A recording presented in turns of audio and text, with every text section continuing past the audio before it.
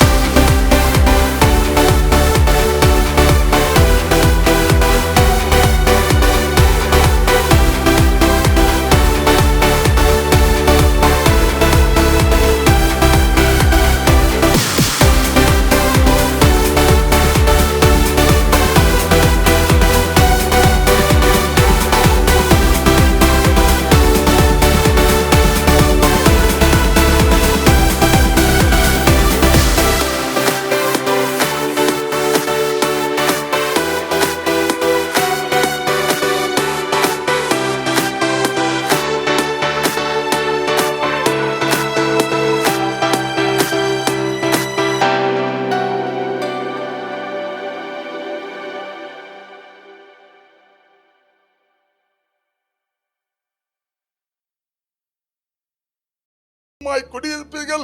6வது வசனம் சொல்லுது, சமாதானத்தோடு உங்களை தத்தளிக்க பண்ணுவார் இல்லாமல் இருப்பீர்கள். 7-8 சொல்லுது, உங்கள் முன்னால் எவரும் நிலைநிற்க முடியாது. 9வது 10வது வசனம் சொல்லுது, உன்னை மிகவும் பெருக பண்ணுவேன், உன்னை மிகவும் பழுக பண்ணுவேன், உன்னை தானியத்தினால் என்ன செய்வேன், திருப்தியாக்குவேன். தொடர்ந்து 11-12 வசனம் சொல்லுது, உங்க மத்தியில நான் என்னுடைய வாசஸ்தலத்தை ஸ்தாபித்து உங்க மத்தியில உலாவி நான் உங்களுக்கு தேவனாய் இருப்பேன், நீங்கள் என் சனமாய் இருப்பீர்கள். இவ்வளவு சொல்லிட்டான்னு சொல்றாரு 13வது வசனத்துல. இத்தனை ஆசீர்வாதங்களை தர்றது மட்டும் இல்ல, உன்னை நான் நிமிர்ந்து நடக்க பண்ணுவேன், உன் நுகங்களை முழிப்பேன், உன் கட்டுகளை அறுப்பேன், உன் தடைகளை மாற்றுவேன், உன்னை நான் நிமிர்ந்து நடக்க பண்ணுவேன். ஹல்லேலூயா. உங்களுடைய அவமானங்களை, உங்களுடைய எல்லா வெக்கங்களை, உங்களுடைய எல்லா நிந்தைகளை, உங்களுடைய எல்லா சிறையிருப்புகளை, உங்களுடைய எல்லா தலைக்குடிவுகளை கர்த்தர் கல்வாரி சிலுவையில சுமந்து தீர்த்துட்டாரு. இனி நீ தலை குனிந்து நிற்க வேண்டிய தேவையில்லை. கர்த்தர் உன் தலையை நிமிர பண்ணுகிற தேவனாய் இருக்கிறார். ஹல்லேலூயா. அப்ப நல்ல கவனிங்க. சுருக்கமாய் இந்த 26வது அதிகாரத்தில் 1-12 வரை என்ன சொல்லுது? அவரை தவிர எவருக்கும், எவருக்கும் யாரு? எந்த மனுஷனுக்கும் கூட தலை வணங்க வேண்டாம், எதையும் நமஸ்கரிக்க வேண்டாம், ஓய்வு நாள் அனுசரிக்கணும், அவரை பயபக்தியோடு தொழுது கொள்ளணும், அவருடைய கற்பனைகளை கட்டளைகளையும் கடைபிடிக்கணும். இப்படி இருக்கிற மனுஷனுடைய வாழ்க்கையில எப்படிப்பட்ட சூழ்நிலை, குறுகி போன சூழ்நிலையாக இருந்தாலும் சரி, எவ்வளவு குறுகி போயிருந்தாலும் சரி, ஆண்டவர் உன்னை நிமிர பண்ண அவர் வல்லமை உள்ளவராக இருக்கிறாரு.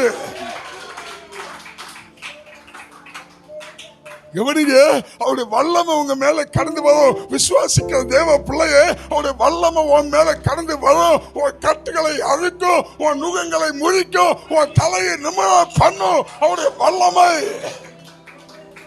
அவரை விசுவாசிக்கிற பிள்ளைகளை அவர் ஒருபோதும் சும்மா விட மாட்டார். ஹல்லேலூயா.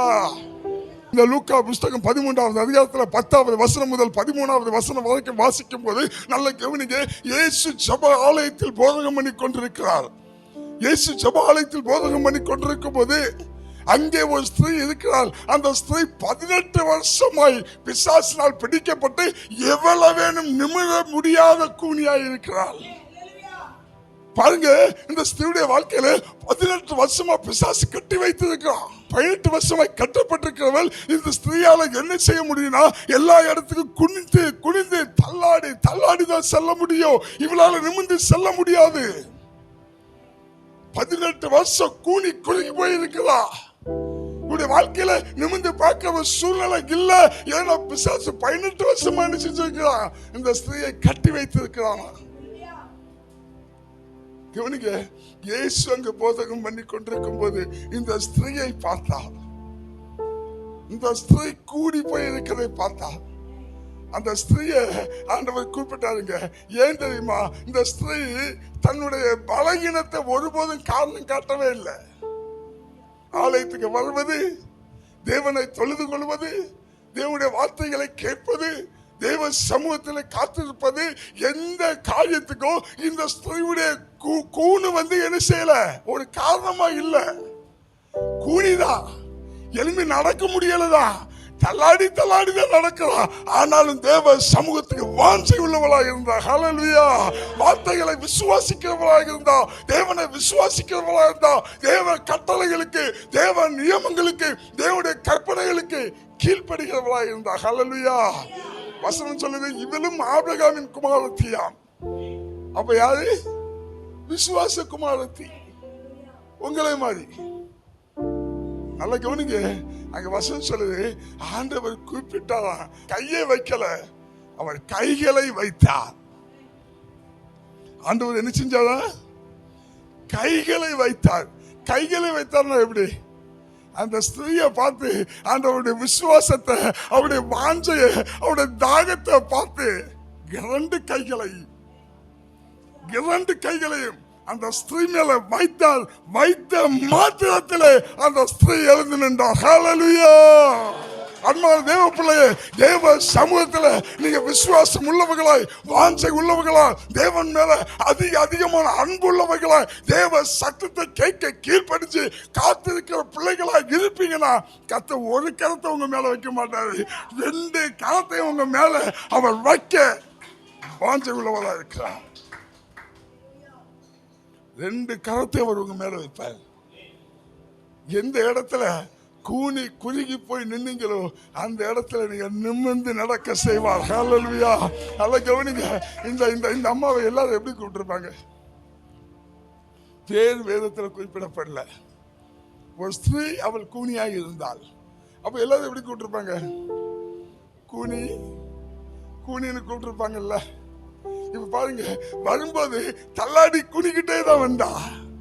ஆனா என் தேவனுடைய கரம் தொட்ட போதோ அவள் எழுந்து நிமிர்ந்து நடந்து போனாள். ஹல்லேலூயா. அப்ப பாருங்க, வரும்போது கூனி வந்தா, போகும்போது நிமிர்ந்து அவளுடைய தலையை கர்த்தர் நிமிர பண்ணினார். அவள் நிமிர்ந்து நடந்து போனாள். ஹல்லேலூயா. பார்த்தவங்க எல்லாம் என்ன நினைச்சுப்பாங்க, கூனிக்கா இப்படி ஒரு வாழ்க்கை, இப்ப கூனியா இப்படி நிமிர்ந்து நடக்குதா?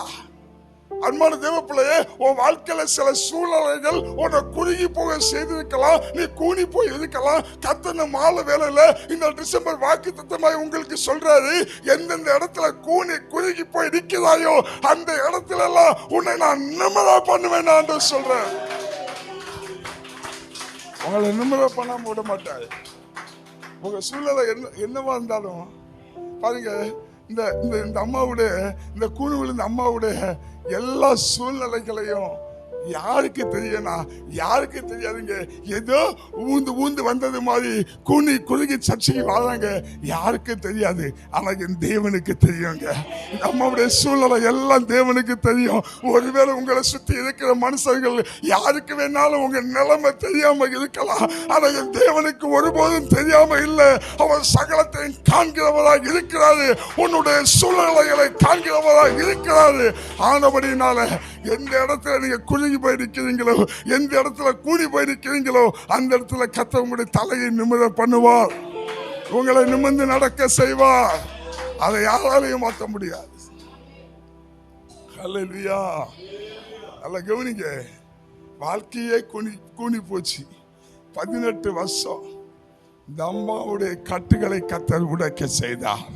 இவருடைய நுகத்தை முழித்து போட்டார். அன்பான தேவ பிள்ளையே, இந்த மாலை வேளையில நீங்க விசுவாசிப்பீங்கன்னா கர்த்தர் சொல்றாரு, அவருடைய வல்லமை உங்க மேல கடந்து வரும். உங்களுடைய கட்டுகள் உடைக்கப்படும், உங்களுடைய நுகங்கள் முழிக்கப்படும், உங்களுடைய தடைகள் மாற்றப்படும். கர்த்தர் உன் தலையை நிமிர பண்ணுவோம். பக்கத்துல சொல்லுங்க, எதை குறித்தும் பயப்படாதீங்க, எதற்கும் கலங்காதீங்க. எந்த சூழ்நிலை உங்களை தலைகுனிய விடாது. எந்த சூழ்நிலை தலைகுனிந்து நிற்க மாட்டீங்க. நீங்க குறுகி போகிறவர்கள் அல்ல, உங்களை அவர் நிமிர பண்ணுவார். இந்த அம்மா ஒருபோதும் தேவ சமூகத்தில் வர்றதுக்கு தன்னிடத்தில் இருக்கிற பலகீனத்தை காரணமா காட்டவே இல்லைங்க. இன்னைக்கு தேவ பிள்ளைகளுடைய காரியங்கள் எப்படி இருக்குன்னா, கொஞ்சம் உடம்புக்கு பலகீனமா இருந்தா அதை காரணம் காட்டி தேவ சமூகத்துக்கு வர்றது இல்லை. கொஞ்சம் சுகம் இல்லைன்னா தேவ சமூகத்தை வர்றது இல்லை. வீட்டு சூழ்நிலைகள் சரியில்லைன்னா தேவ சமூகத்துக்கு வர்றது இல்லை. சில வீட்டில் பார்த்தீங்கன்னா, சர்ச்சைக்கு கிளம்பும் போது கரண்ட் போயிட்டு துணி அயன் பண்ண முடியல, அதனால சர்ச்சைக்கு போகல. நல்ல ட்ரெஸ் இல்லை சர்ச்சைக்கு போகல, நல்ல சுடிதார் இல்லை சர்ச்சைக்கு போகல. வீட்டுக்காரு நகையை வாங்கி அடை வச்சுட்டா இருப்பதா, அதனால நான் சர்ச்சைக்கு போகல. என்னென்னமோ காரணங்க. சிஸ்டர், நீங்க ஏன் சர்ச்சைக்கு வரல? வீட்டுல ஒரே பிரச்சனை போகுது. நல்ல கவனிங்க, பிரச்சனையினாலதான் சர்ச்சைக்குள்ளேயே வந்தோம். ஆனா இன்னைக்கு ஏன் சர்ச்சைக்கு வரலன்னு கேட்டா ஒரே பிரச்சனை போகுது, அதனால சர்ச்சைக்கு வரல. பாருங்க, இந்த அம்மாவுக்கு நல்லா தெரிஞ்சிச்சு, என் வாழ்க்கையில உண்டான பிரச்சனை, என் வாழ்க்கையில உண்டான கூணு, என் வாழ்க்கையில உண்டான இந்த குறுகி போன நிலைமையிலிருந்து இதுக்கு பிராயச்சித்தம் வேணும்னா, இதுக்கு ஒரு விடுதலை வேணும்னா நான் உலகத்துல தேடக்கூடாது, தேவ சமூகத்துல தான் தேடணும்னு சொல்லிதான் அவ்வளவு பலகீனத்திலையும் கூனி கூனி கூனியே தேவ சமூகத்துக்கு வந்தாங்க. ஹல்லேலூயா. கவனிங்க, இந்த அம்மாவுக்கு தன்னுடைய சரீரம் முடியலைங்க, ஆனா எந்த ரீசனையும் தேவ சமூகத்தை வர்றதுக்கு அவங்க வைக்கல. அவ்வளவு பலகீனத்தை சுமந்துகிட்டு தேவ சமூகத்துக்கு வந்தனாலதான் ஆண்டவர் சொன்னது, கூனி வந்த ஒன்ன நிமிர்ந்து நடக்க செய்ய போறேன்னு சொல்லி அவளை நிமிர்ந்து நடக்க பண்ணினார். ஹல்லேலூயா. 1 சாமுவேல் 1வது அதிகாரத்தில் அன்னாளுடைய வாழ்க்கை நமக்கு தெரியும். நம்ம சொல்றோம், அன்னாள் மலடியா இருந்தால் ஆலயத்துக்கு போனால் பிள்ளையை பெற்றுக்கொண்டாள். அண்ணால் மலடியா இருந்தால் அண்ணால் மலடியா இருந்தாங்க. ஆனா ஆலயத்துக்கு போறது சாதாரண காரியமா? யோசிச்சு பாருங்க. அண்ணாளுடைய புருஷன் எல்கானா யாருன்னா லேவி குடும்பத்தை சார்ந்தவன். ஒரு கனம் பெற்ற மனுஷன், ஒரு மரியாதைக்குரிய மனுஷன் இந்த எல்கானா. பாருங்க, எல்கானா லேவி குடும்பத்தை சார்ந்தவங்கிறதுனால ஆலயத்துக்கு வர அத்தனை பேரும் வந்த உடனே இந்த லேவி கோத்திரத்தாராகிய எல்கானாவை போய் சந்திச்சு நல்லா இருக்கியான்னு விசாரிப்பாங்க. அதோட விட மாட்டாங்க. அத்தனை பேர் அண்ணாட்ட வந்து கேட்பாங்க, அண்ணாலே நல்லா இருக்கியா? உனக்கு ஏன் என்ன குழந்தை இல்லை? உனக்கு ஏன் எனக்கு பாருங்க, இந்த அண்ணாள் சக்கலத்தியாலே மிகவும் வேதனைப்படுகிறான்னு வசனம் சொல்லுது. ஆனா இவன் ஆலயத்துக்கு வந்தா ஆலயத்துல எவ்வளவு குடும்பம் வரும், எவ்வளவு கோத்திரம் வரும், எவ்வளவு சொந்த பந்தம் வரும். அண்ணாள் கொஞ்சம் கூட யோசிக்கலைங்க. அண்ணாள் என்ன நினைக்கிறான்னா, நான் ஒருவேளை ஆலயத்துக்கு போனேன்னா குடும்பம் கோத்திரம் சொந்த பந்தம் எல்லாம் வரும், எல்லாரும் யாராவது கேட்பாங்க, ஏன் உனக்கு பிள்ளை இல்லை, உனக்கு குழந்தை இல்லையா? எல்லாரும் என்ன விசாரிப்பாங்க. நான் அந்த இடத்துல குறுகி போயிடுவேனே, நான் அந்த இடத்துல வேதனைப்பட்டு வெக்கப்பட்டு போய் நிற்பேனே. நான் இவங்களுக்கு என்ன சொல்ல? ஆண்டவர் எனக்கு குழந்தைய தரலையே, அதனால எல்கானாவை பார்த்து நான் சர்ச்சைக்கு வரமாட்டேன்னு சொல்லல. பாருங்க, இந்த எல்கானாவும் இந்த அண்ணாலும் கிட்டத்தட்ட 7 நாட்கள் பிரயாணப்பட்டு சீலோவாம் ஆலயத்துக்கு வருவாங்களாம். வருஷம் வருவாங்களாம். ஒரு வருஷம் கூட இந்த அண்ணாள் நான் இந்த ஆலயத்துக்கு போகும்போது எத்தனை சொந்த பந்தம் என்ன விசாரிக்கும். யோசிச்சு பாருங்களேன். யோசிக்கல.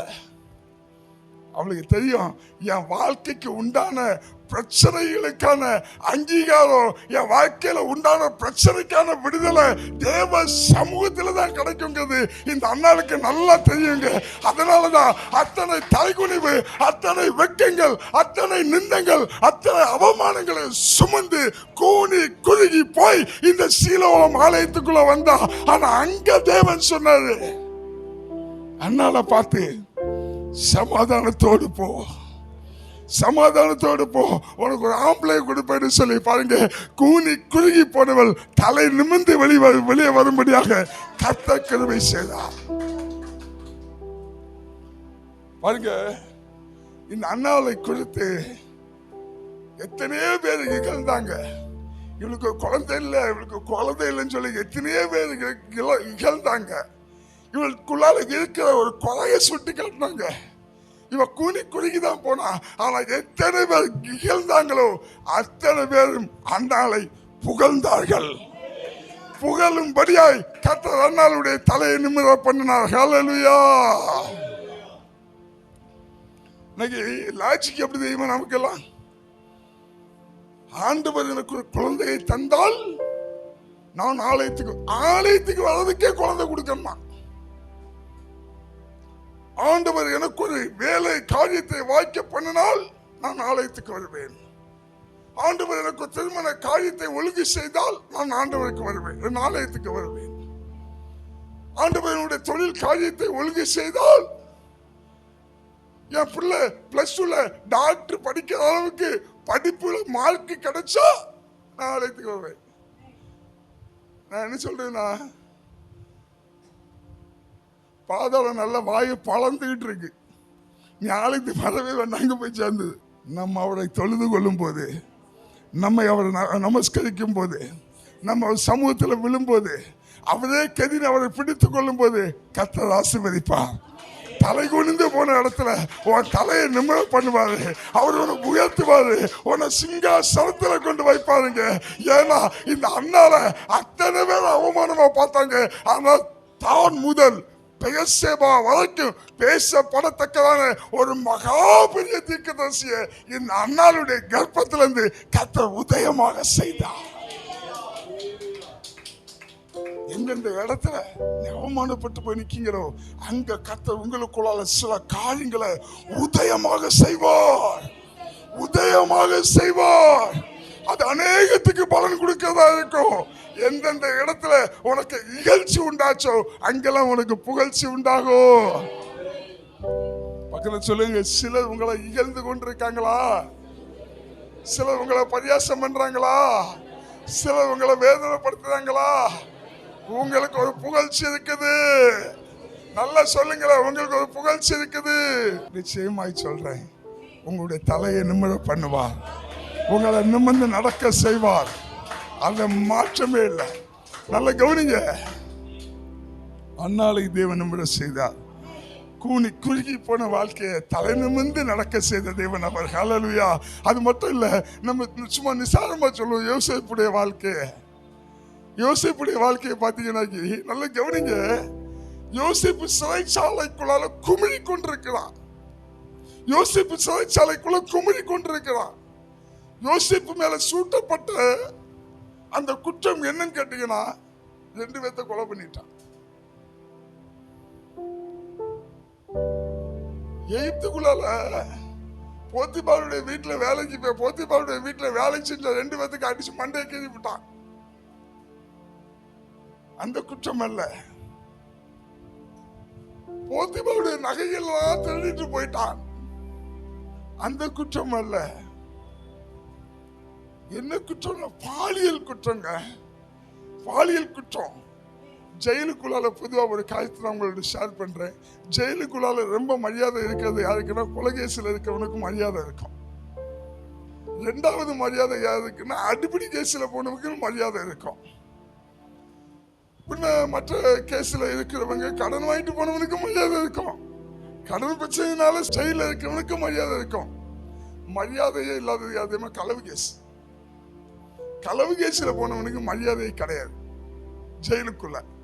அதுலயும் இந்த பாலியல்ல போறான் பாருங்க. பாலியல் குற்றத்துல அவனை வரவும் போறவன் அடிப்பாங்க. ஜெயிலுக்குள்ள என்னைக்கு நடக்குது? இது வரவும் போறவன் அடிப்பான் பாலியல் குற்றவாளிய. நல்ல கவனிங்க. யோசேப்புக்கு சூட்டப்பட்டது பாலியல் குற்றங்க. யோசேப்பு போத்திபாவுடைய வீட்டுல வேலை செய்யும் போது போத்திபாவுடைய மனைவியால யோசேப்பு குற்றம் சாட்டப்பட்டான். அந்த ஒரு குற்றத்துக்கு ஆளாக்கப்பட்டான். அப்படி ஆளாக்கப்பட்டு சிறைச்சாலைக்குள்ளால இருக்கிற இந்த சிறைச்சாலையில இருக்கிற யோசேப்ப ஒவ்வொருத்தனும் எப்படி பார்த்திருப்பான்? நான் ஒருவேளை யோசேப்பு கூட சிறைச்சாலையில இருந்திருப்பேன். நான் யோசேப்பு பார்க்க என்ன கேட்டிருப்பேன் எனக்குங்க, ஓய் போயும் உனக்கு கையை பிடிச்சு இழுக்கிறதுக்கு ஆளே கிடைக்கலையா? போத்திபாருக்கு மனைவிதான் கிடைச்சாலா? கேட்டிருப்பேங்க. இதே மாதிரி எத்தனை பேரை கேட்டிருப்பாங்க. எவ்வளவு அவமானம் பாருங்க. ஒவ்வொருத்தரும் ஜெயிலுக்குள்ள பொதுவா விசாரிக்கிறது வழக்கம். நீ என்ன குற்றம் செய்த, நீ என்ன செஞ்ச, நீ எத்தனை வித முதல்ல இதான் கேட்பான். நெஞ்ச மலத்திட்டு உள்ள எத்தனை வித போட்டுன்னு கேட்பான். நம்ம களவு கேஸ்ல உள்ளால போனாலும் சும்மா நான் சொல்ல தோணும், 2 வித போட்டுதான் வந்தேன், அப்பதான் மரியாதை கிடைக்கும். ஆனா 4 நாள்ல தெரிஞ்சு களவு கேஸ்ல தான் உள்ள வந்திருக்காரு. நல்ல கவனிங்க. இந்த யோசேப்பை விசாரிச்சிருப்பாங்கல்ல, நீ என்ன குற்றம் செய்து உள்ள வந்தாய்? யோசேப்பு என்ன சொல்லிருப்பான்? தலை குனிஞ்சு நின்றுப்பாங்க. யார்கிட்டையும் எதுவும் சொல்ல முடியாது. ஏன்னா யோசேப்பு மேல சாட்டப்பட்ட குற்றம் மிகவும் அவலட்சணமான பாலியல் குற்றங்க. தலை குனிச்சு போய் நின்றுப்பான். வெக்கப்பட்டு வேதனையோட கூனி குறுகி போய் நின்றுப்பான். அந்த யோசேப்பை தான் கர்த்தர் சிறைச்சாலையிலிருந்து சிங்காசனத்துக்கு நேராக தலை நிமிர்ந்து நடக்க செய்தாருங்க. இந்த யோசேப்பை தேவன் தலைமையில செய்தார். உங்க வாழ்க்கையில எங்கெங்கெல்லாம் தலை குனிஞ்சு போய் நிற்கிறோ அங்கெல்லாம் உங்களுடைய தலை என் தேவன் நிமிர செய்வார். ஹல்லேலூயா. நீங்க தலை நிமிர்ந்து நடப்பீங்க. அதை யாராலையும் மாற்ற முடியாது. அவர் உங்களுடைய நுகங்களை நிச்சயமாய் மாற்றுவார். உங்களுடைய கட்டுகளை மாற்றுவார். உங்களுடைய வியாதிகளை மாற்றுவார். உங்களுடைய வேதனைகளை மாற்றுவார். உங்களுடைய நெருக்கங்களை மாற்றுவார். அவர் தலை நிமிர்ந்து நடக்க செய்வார். ஹல்லேலூயா. யோசேப்புடைய வாழ்க்கை அவமானம் நிறைந்த வாழ்க்கை, வேதனை நிறைந்த வாழ்க்கை, தலைகுனிவான வாழ்க்கை, மோசமான சூழ்நிலைக்குள்ளதாங்க இருந்தா. ஆனா அந்த சூழ்நிலை எந்த மனுஷனாலையும் புரிந்து கொள்ள முடியல. என் தேவனால் புரிந்து கொள்ள முடிந்தது. உங்க சூழ்நிலை எப்படி இருந்தாலும் அதை என் தேவனால் புரிந்து கொள்ள முடியுங்க. உங்களை உயர்த்துகிற ஒரு தேவன் உண்டு. அவர் உங்க பட்சத்தில் இருக்கிறாரு. எந்தெந்த இடத்துல தலை குனிந்து போனாயோ அங்கெல்லாம் உங்களை நிமிர்ந்து நடக்க செய்வார். ஹல்லேலூயா. கடைசியாக ஒரு பாத்திரவாளனை யோசித்து நம்ம முடிச்சிடலாம்.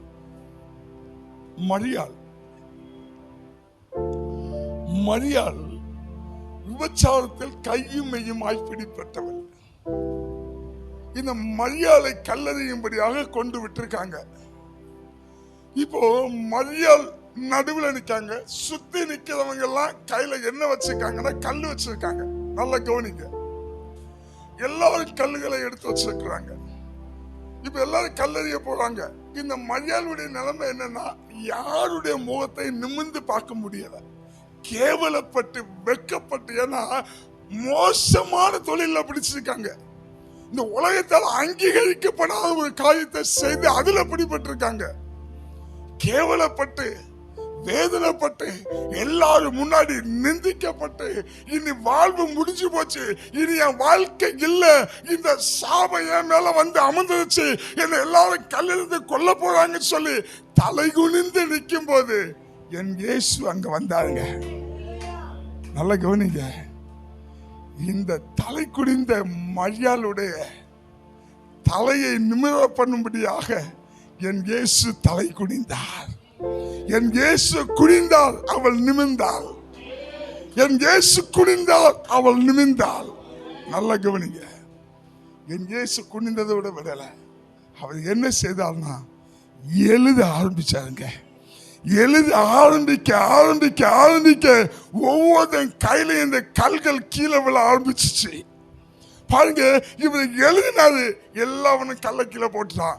மரியாளுக்கு மேல இறையணும்னு இந்த அத்தனை சாப கல்களும் கீழே விழுந்துச்சு. ஏன்னா என் தேவன் எழுத ஆரம்பிச்ச. அவருக்கு என்ன தெரியுமா எழுதினாரு? அவருக்கு என்ன தெரியுமா எழுதினாரு? இந்த மரியாளுடைய தலையெழுத்தை மாற்றி எழுத ஆரம்பிச்சாருங்க என் இயேசு. என் இயேசு இந்த மரியாளுடைய தலையெழுத்தை மாற்றி எழுத ஆரம்பிச்சாரு. இன்னைக்கு ராத்திரி ஆண்டவர் சொல்றாரு, உனக்காண்டி உன் தலையெழுத்தை மாற்றி எழுதும்படியாக உன் வம்ச ரீதியா வந்த சாபங்கள், உன் வம்ச ரீதியா வந்த கட்டுகள் எல்லாவற்றையும் மாற்றி எழுதும்படியாக அந்த கல்வாரி சிலுவைக்கு முன்னாடி நான் தலை குனிச்சேன். இயேசு அன்னைக்கு அந்த மரியாளுடைய தலையை நிமிர பண்ணும்படியாக தலை குனிந்த தேவன் இன்னைக்கு உங்களுடைய தலையும் என் தலையும் நிமிரும்படியாக அந்த கல்வாரி சிலுவைக்கு முன்னாடி தலை குனிந்தாருங்க. தலை குனிந்தது மட்டுமல்ல, கொலோசியர் 2வது அதிகாரத்துல எடுத்துக்கொள்ளுங்க. கொலோசியர் 2வது அதிகாரத்துல 14-15 வசனம் சொல்லுது, தமக்கு எதிரிடையாகவும் கட்டளைகளால் நமக்கு விரோதமாகவும் இருந்த கையெழுத்தை குலைத்து நல்ல கவனிங்க. நம்மளை குறித்து சொல்லப்பட்டிருந்த அத்தனை தலையெழுத்தாகிய கையெழுத்தை குலைத்து அதை நடுவில் இராதபடிக்கு எடுத்து சிலுவையின் மேல் ஆணி அடித்து துரைத்தனங்களையும் அதிகாரங்களையும் உரிந்து கொண்டு வெளியரங்கமான கோலமாக்கி அவைகளின் மேல் சிலுவையிலே வெற்றி சிறந்தார். ஹல்லேலூயா. அவன் நல்லா கவனிங்க. உன் மைண்ட்ல நல்லா ஃபிஷ் பண்ணிடுங்க. உங்களுக்கு இனி எந்த சாபமும் தொடர முடியாது. ஏன்னா உங்களுக்காக அந்த கல்வாரி சிலுவையை அவன் தலை குனிந்து நின்று அந்த சிலுவை பாடுகளை, அந்த அவமானங்களை, அந்த நிந்தைகளை, அந்த வெக்கங்களை, அந்த சாகிப்புகளை அவன் சுமந்துட்டாரு. இனி நீ தலை குனிய வேண்டாம், நீ தலை நிமிர்ந்து செல்லும்படியாக என் தேவன் தலை குனிந்தான். நம்ம நினைச்சுக்கிட்டு இருக்கிறோம், மரியாள முன்னாடி வச்சு என்ன எழுதினார்னா மரியாளுடைய தலையெழுத்தை மாத்தி எழுதினாரு. மரியாளுடைய தலையெழுத்தை மாத்தி எழுதினால அத்தனை பேரும் கல்லை கீழே போட்டது மட்டுமல்ல, அது முதல் இந்த மரியாளை ஒருவனும் விபச்சாரின்னு சொல்லல, தேவன் இயேசு கிறிஸ்துடைய சீசைன்னு சொன்னான். இயேசு கிறிஸ்துவோடு கூட ஊழியத்தில் இருந்தால முக்கியமான ஒரு பகுதி இந்த மரியாளுங்க. ஏன்னு கேட்டீங்கன்னா, அந்த பாவத்தை தேவன் கைகளினால எழுதி சாபத்தை மாற்றி அந்த தலையெழுத்தை மாற்றி அவளை சிங்காசனத்துக்குரியவளாய், ஆசீர்வாதத்துக்குரியவளாய், மகிமைக்குரியவளாய், மேன்மைக்குரியவளாய், தலை நிமிர்ந்து நடக்கிறவளாய் கர்த்தர் மாற்றினார். ஹல்லேலூயா. நம்மால வெளில உங்களுக்கு ஒரு காரியத்தை சொல்றேன், பக்கத்துல சொல்லுங்க, கையை கொடுங்க. உங்க தலையெழுத்தை மாத்திட்டாரு. உங்க தலையெழுத்தை மாத்தி எழுதியாச்சு. பாருங்க, இந்த உலகத்துல தலையெழுத்தை மாத்தி எழுதுக்கு எந்த அதிகாரமும் இல்லை. இயேசு கிறிஸ்துவால மட்டும்தான் முடியும். அவர் ஒரு தலையெழுத்தை மாத்திட்டாரு. உன் தலையெழுத்து மாற்றப்பட்டாச்சு. என்ன பார்க்கண்டா, ஒரு நிமிஷம் என்ன பார்க்கண்டா, பக்கத்துல பார்த்து நல்ல கையை குலுக்கி, உன் தலையெழுத்து மாறி போச்சு. எனினு நிமிர்ந்துதான் நடக்கணும். எனினு குனிஞ்சு நடக்க வேண்டாம். எனினு குனிஞ்சு நடக்கிற சூழ்நிலை உனக்கு உருவாகாது. நீ நிமிர்ந்துதான் நடக்கணும். நீ நிமிர்ந்து நடந்தே ஆகணும். ஏன்னா உன் தலையெழுத்து மாறிச்சு. இவங்க இந்த உலகம் நம்ம சொல்லுவோம். கடந்த நாளில் ஒரு சகோதரர்கிட்ட பேசிட்டு இருக்கும்போது, பிரதர் ரொம்ப ஃபைனான்சியல் நெருக்கப்படுற பிரதர், எங்க அப்பா என்ன செஞ்சான்னா பல லட்சக்கணக்கான சொத்து இருந்துச்சு, எல்லாத்தையும் வித்து ஊதாரி திரும்ப செலவு பண்ணிட்டான். இன்னைக்கு நான் 5க்கு 10க்கு அலைஞ்சிக்கிட்டு இருக்கிறேன். எல்லாம் என் தலை எழுத்துன்னா. ஆனா இதே தலையெழுத்து தான் நமக்கும். ஆனா இந்த தலையெழுத்தை இயேசு எடுத்து செஞ்சிட்டாரு, மாத்திட்டாரு. இந்த தலையெழுத்துன்னு உனக்கு இருந்த வரைக்கும் நான் எப்படி நான் கூனி போய் தான் வாழணும். என் தலையெழுத்தை அவர் மாத்தினால நான் நிமிர்ந்துதான் வாழுவேன். நான் நிமிர்ந்துதான் நடப்பேன். என் தலை நிமிர்ந்துதான் இருக்கும்.